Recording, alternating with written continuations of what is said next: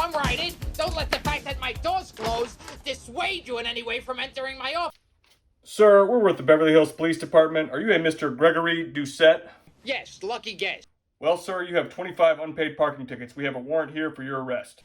25? What 25? I pay my tickets. Sir, do you own a 2021 Lamborghini Urus with a license plate number TRT 507?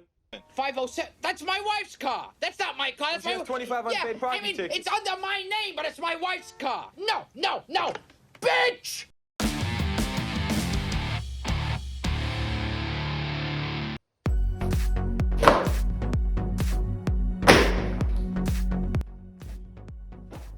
Oh, hey there guys. Welcome back to DadLifting. I'm Heinz, back with another video. This one from the gym.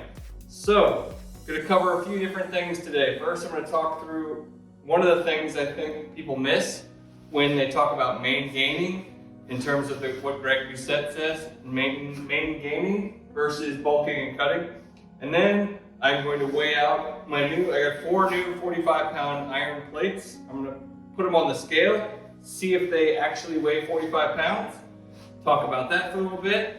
So it should be a good video, more weightlifting focused, more training focused video. But yeah, so I'm putting on my squat shoes now. The plan today is to work up to 85% or so of what I believe to be my 1 rep max. And I've been training high bar squat, so that's gonna be the squat that I'm doing for the competition. So it's gonna be 285 for 3 singles today, and then we'll max out later in the week. All right, bring it in. All right, take a knee. So, what do people get wrong about main gaining?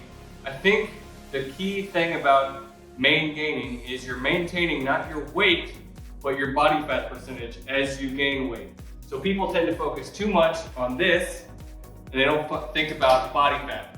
So I went, for an example, for me, I started a big bulk and a big cut last year. I got all the way down to 158 pounds. And since then, as you'll see from sort of watching the trends on this chart over here, is I've since rebounded in the weight. I've gone back up to like 166, and even some days, 168. But the average is roughly, 167-ish pounds. So I'm up like 8, 9 pounds off the bottom.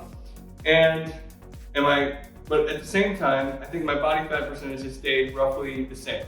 So maybe a little bit up from the absolute bottom body fat percentage, but I'm sticking around the same body fat. So I am main gaining. Even though I have gained 7 or 8 pounds, I have maintained my leanness for the most part. And how do I know that? I'm glad you asked. So for me, it takes 2 pieces of equipment. It takes having a scale and tracking daily body weight, and then also having this thing, which is a fat loss monitor or body fat percentage monitor. And this is not accurate, but it is something to keep me honest. Like, it's an objective number every day. And so if I see that number, right now it says, like this morning it said I 8.9% body fat. I don't think I'm 8.9% body fat, but I know, because I used this even when I was bulking, that at my peak of my bulk, this device was saying I was like 14.5, 15%. And at the very bottom, it said I was 7.5 or so. So now I've been consistently checking in at between 9 and 9.5, 8.5 to 9.5% on this machine. So that's how I know that I am maintaining and then main gaining as my weight goes up. So that is, I think, what people get wrong. I think people think main gaining means you're sticking at the same body weight and you're somehow just magically, recomping all the time. And I don't think Greg Doucette is saying body recomposition is something that you can reliably do as an advanced lifter or someone who's been training for a long time. But I do think you can try to find that magic body fat percentage, and then you can sort of creep the weight up over time without going out of the range in terms of your body fat percentage. And then you can stay at your ideal leanness level and you can grow over time. So I think that is what I'm trying to do now. I find that it is much better than the cutting and bulking process that I went through over the last year. I couldn't imagine sort of doing that on an annual basis. Bulking, cutting. I feel like it's just better to get in this main gaining phase. And so if people want to call that lean bulking, I don't know that it is because we're not inching up the body fat percentage as we go. But maybe that's the same thing. Maybe it's all just semantics, and what Greg Doucette calls main gaining, everyone else calls lean gaining, and it's all the same thing. So if you're doing that, if you're staying in the same body fat percentage that you like and that works for you, and you're gaining weight over time, great. That means you're doing a good job building muscle. Good for you. So anyway, I just want to touch on that. On to the next segment where we weigh some weights on the scale. Okay, we're all set. 4 45-pound plates and a scale. Here we go. So I'm gonna set the thing so it's at 0. Put it down. Wait a few seconds. Lift it up. 45.4. This one weighs 45.4. That's a heavy plate. Let's try this one.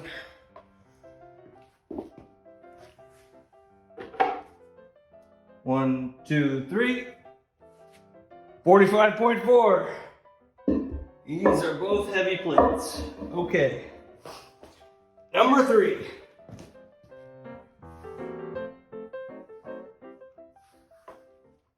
Number 3, resetting. 1, 2, 3.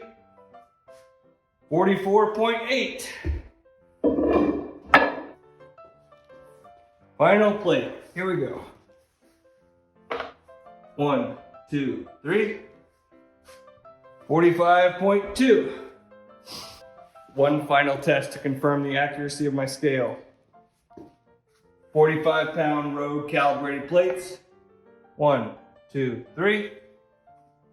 45 pounds exactly. So scale works. Okay, so my iron plates are almost 45 pounds exactly. A little bit here and there. And who knows, my scale might not be super accurate either. I think I put one of them on there before rolling on the camera and it said 45.0 pounds. But then obviously, as you saw, each one of them was a little bit off. And that's fine, because I'm gonna be using the same weights every day. So I'll know that I can lift these weights and that it's roughly 45 pounds. I don't think it really matters if the weights you lift are dead on, balls accurate. I do feel like it matters a little bit if you are lifting different weights at different times at different places. Like if you go to one gym and you go to another gym and you're trying to compare your progress across gyms as you're swapping out different kinds of weights. For me, in the garage gym, I'm gonna be using these same exact weights every day, so I'll know when I make progress. But that's why things like micro loading, like half a pound here or a pound there, to try to make a little bit of progress, probably a little bit too much in the weeds. Just keep lifting, and eventually you'll be able to jump up, an entire plate, and you'll know that you're getting stronger. All right? So my all-time low bar squat PR is around 360, 365, I think. And high bar is just gonna be a little bit lighter than that. So we're gonna do 3 singles of 285 today, and then shoot for probably 325 as a max on the high bar squat, which I'll be pretty happy with if I get later this week. So here is first single. See how it goes, 285.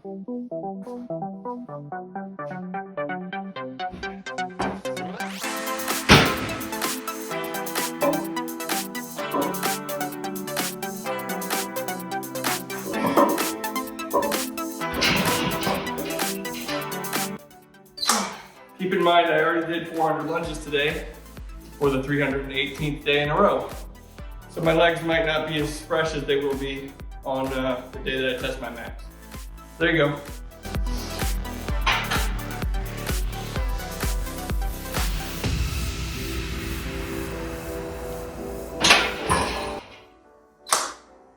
All right, so that was 145, which is 85% of 165.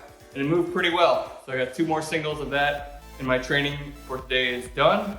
Very light volume this week, as I'm trying to do a quick mini peek into the garage gym competition. So that's gonna have to do it for the video. I really enjoyed hanging out with you guys here on my Sunday lifting session in the gym. Hope we talked about some interesting things and you got something out of it. Really appreciate all you guys for stopping by and sticking with me. So that'll do it for the video. I will keep making videos if you guys keep on showing up to watch them. And while you wait for that next video, make sure you keep it on the DL, all right? See ya.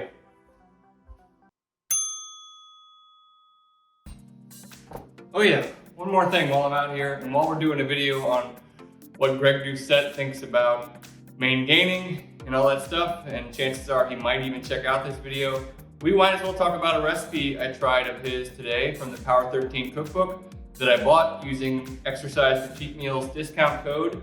So I tried out it was like a French toast rice cakes recipe, which involved, making French toast out of rice cakes. And it was okay. The texture was kind of weird, and I guess it was a useful way to get a little bit more protein into your rice cakes. But if I can make French toast with 40 calorie 647 bread, and rice cakes have 35 calories, and the texture is much, much better for 647 bread because it tastes just like regular French toast, then I'm probably just gonna stick with that. So it was a fun recipe to try. It was kind of a unique, crunchier flavor, and I might try it again someday. In my mind, French toast wasn't broken, so I didn't need to go try to fix it, and saving those extra, 30 calories from all the slices of bread versus the slices of rice cakes, I don't think it was worth it. So probably not gonna make it again too often, maybe just for fun if I'm interested in something crunchy. But I thought it was a fun thing to try and pretty creative. I didn't even ever think of putting rice cakes onto a pan that was hot, but it was a fun experience all around. So thanks for that recipe, Greg. A lot of other good recipes in that cookbook. I'm still going through it and trying some of them out, but I just wanted to end on that quick review with my hot take. We're doing speed reviews on this channel, and so speedy this time, I didn't even show myself eating the food that I made. And that's because we had family breakfast this morning, have a busy afternoon, so we usually try to do family dinners on Sunday, but instead, we got the family gathered around to have family breakfast. So it was, cereal and regular old pancakes and waffles for the kids, and then I had this French toast rice cake thing. So it was great, good times, and the kids were eyeballing my food as they usually do because it looked a little strange. But thanks, Greg. Hope you checked out the video. If not, there's always next time. So that's the review.